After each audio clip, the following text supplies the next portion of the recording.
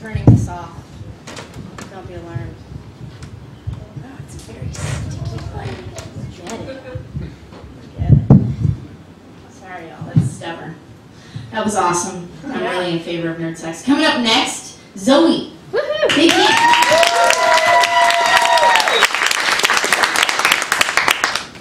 Not tripping over. Okay, maybe this one. Great. So what this is called Smutsy Night School, and it's a night school that happens in individuals' houses. So, and the setup is a boy named Aaron, who is an adult, works at the pharmaceutical agency, has come for his nightly lesson. And we will start there. And yes, she placed a tweezer in his hand. You are to pluck every errant hair within this visual perimeter, marking her sentence with a sweep of her hand over her golden tufts. The boy nervously set to task, knowing Mam enjoyed the sharp sting of plucking. He then noticed that Mam was breathing, was becoming heavier, and her pussy lips full. A silver bowl was placed beside him. Please place all plucked pubic hairs in the bowl, and any found elsewhere in the bed will be yours to suffer. Mam herself was not tidy, and yet her expectations of the boy ran far different. Aaron continued the task, watching red bumps appear after each hair was plucked. His mind ran the gamut from manicured lawns to his own errant hair, feeling so finely combed to cover his desire. He wished to be wearing more than a smile, but the heaters had done their work, and he was naked. The silver bowl became a patchwork of golden hairs intertwining. The task was completed, and the man looked at the result of her newly plucked mound and said, "Nice straight edges, good attention to pulling hair down towards the growth pattern. This would have been at least a 3/4 of a badge earned, but now you're going to have to wait for regrowth to appear to actually get your badge." Aaron sat, legs open, dejected. Mam got up and kneeled before the boy, meeting his eyes from the downcast glance. She turned her head downward and started biting the inside of his thighs, stopping at the place right before his boy cock. Your hands should not be free for this. Walking around to the back of the chair, Mam brought the boy's hands together, tying them squarely from a jump rope to the back of the chair. Swiftly, Mam was again in the front of him, with her pussy so near his face. Grabbing the corners of the chair, she steadied herself and opened his mouth with her fingers. "Stick out your tongue." He did as he was told, and the salty earthiness that enveloped his tongue, and Mam rammed her pussy into his mouth.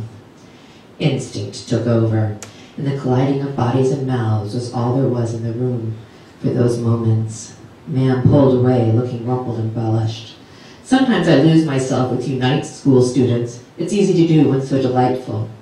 She kneeled before him, her back and his V-open legs. She started towards the other knee, working her way toward his butts. The boy groaned as his teeth were sharp and exacting, never leaving blood, just a trail of lipstick-encased bruises. She found the glove from under her chair and snapped them on. "My long, glitter-tipped nails might tear your tender flesh apart, and you do have a retest in 6 weeks." The boy quaked inside with happy anticipation. Mam slipped inside him, spreading her other hand completely at his throat. She looked directly into his uncomfortable, upturned face. "I am going to fuck you until you cannot think.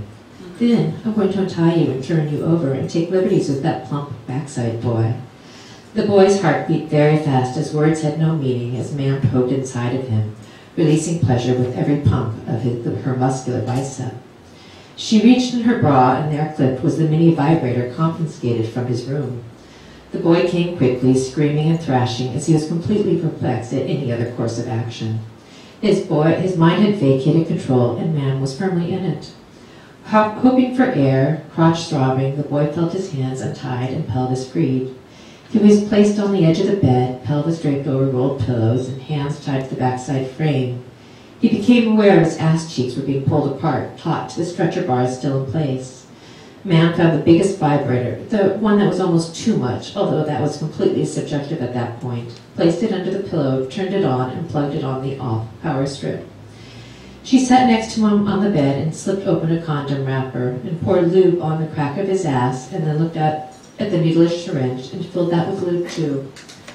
"I'm going to fuck your ass so hard, you're going to be thankful for all this lube that I have in you." He watched Mam leave the room, hearing the tip-tap of her heels.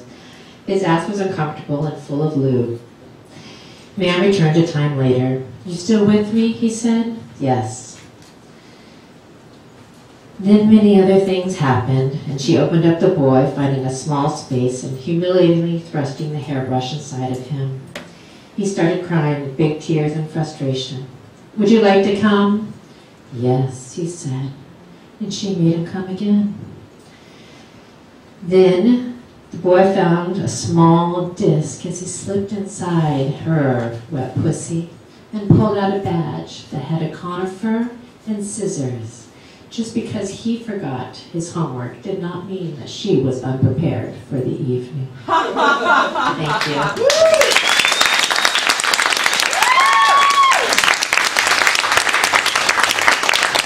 Thank you so much, Zoe. All right, please give it up for Tifa Love.